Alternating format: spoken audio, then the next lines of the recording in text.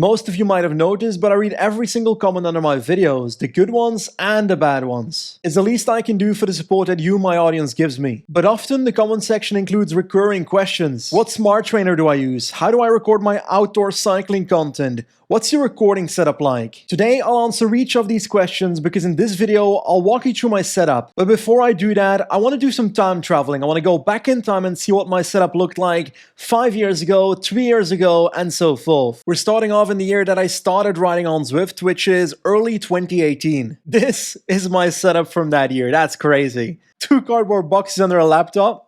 The go-to Zwift setup, of course. I reckon I was using the Elite Cubo B+ trainer back then. I didn't like that trainer. I'm just not a fan of wheel-on trainers. A bit later in 2018, I did replace the cardboard boxes with an actual desk, so slight improvement there. But the real updates came in 2020 because that's when we started the Lantern Rouge Cycling podcast. So better microphone, I think it was the Rode NT-USB together with a standing desk. But back then I didn't record any video or podcast with my face in it, so no cameras anywhere. It was 2021 when we started using video on the podcast, so a small webcam on top of my monitor is what I used for that, together with a green screen. Not a major upgrade here, but it's something. But after 3 years of not really using my wheel-on trainer because the damn thing demotivated me, I decided to get a brand new trainer towards the end of 2021. My plan was to get a Wahoo KICKR Core, but the trainer market was fucked because of COVID. So I got myself an Elite Diretto X. It's weird to say, but the difference between the wheel-on trainer and this direct drive trainer was so immense that this really motivated me, and that's what kickstarted my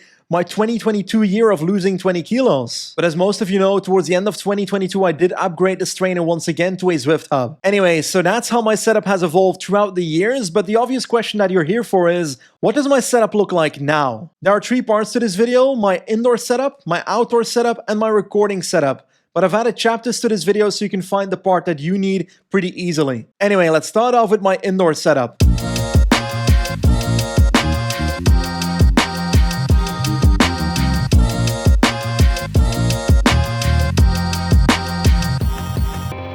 The most asked question in my comment section is, what smart trainer do I use? Well, I use the Zwift Hub 1, a relatively new smart trainer which has its flagship feature virtual gearing, which means my gearing is simulated within Zwift itself. It comes with a Zwift Click controller that I can attach to my handlebars, but I don't really use this one. Instead, I use my Zwift Play controllers to change gears. It is important that I remind you that Zwift does sponsor my content on a regular basis, so while I do recommend their products like the Zwift Hub 1, I quite literally get paid per smart trainer that they sell through the link in my description. But I have to say, I am very happy with my Zwift Hub 1. I recently upgraded my cooling to the VacMaster Cardio 54, which is outrageously powerful. Comes with a remote that looks an awful lot like car keys, which I tend to attach to my head tube for easy access while cycling. That brings me to my cycling furniture, is what I would call it. Firstly, my laptop race table from Tons. This is where I place my laptop when I'm riding on Zwift. My table is equipped with a bead-on and phone holder, but it also comes with a towel hook, if you prefer that. I have 2 other Tons products on the wall behind my Zwift setup. A jersey hanger which allows me to hang up my cycling kits, but my favorite is their gear organizer, on which my helmet, glasses and shoes are displayed. It even has a small spot for my bike computer. Tons is also the sponsor of today's video. Every product Tons makes is a combination of 3D printed biopolymer and wooden stakes. This means their manufacturing process is both energy and material efficient, which results in a lower footprint. They also make other products like a wall mount for your bike, iPad stands, and even wheel hangers. Last of which I'll probably be adding to my own setup in the near future. Check out their website at tons.bike. The final part of my indoor cycling setup is a sprinkle of RGB lighting. 2 Philips Hue Play RGB lights on the sides of the back wall, and it truly makes the room feel a lot more like a Zwift cave. Anyway, that's my indoor cycling setup. Time to head outside.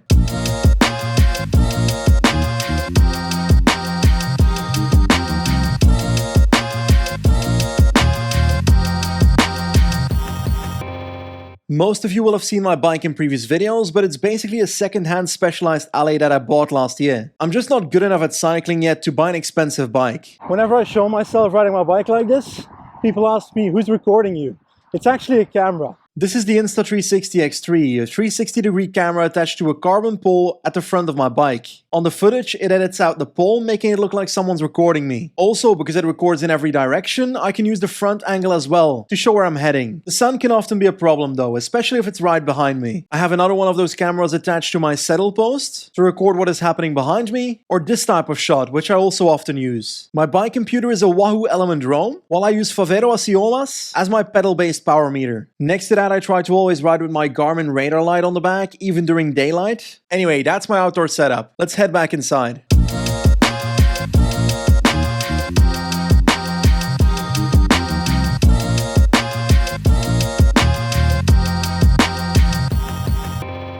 Finally, I want to show you how I record my videos. I've basically got two recording setups. Each has one Sony ZV-1 Mark II camera, a Shure MV7 microphone, and a Godox ES45 light panel. Setup 1 is for podcasts and for talking head segments in my videos, so basically this. Setup 2, on the other hand, is for recording myself while cycling on Zwift. Now obviously I don't always record in my house, so that's when my vlog kit comes in. Basically a Sony ZV-1 with a microphone on top and a small tripod. And finally, every now and then I do need drone footage. That's when my DJI Mini Pro 3 comes in, which makes absolutely amazing shots from the sky. My editing happens in Final Cut Pro on my MacBook Pro, and that leads to my videos ending up on YouTube. So you've seen my indoor, my outdoor, and my recording setup, which brings us to the end of today's video. 2024 is right around the corner, so I want to already wish you a happy new year. Thanks for watching today's video, and I'll see you next time. Goodbye.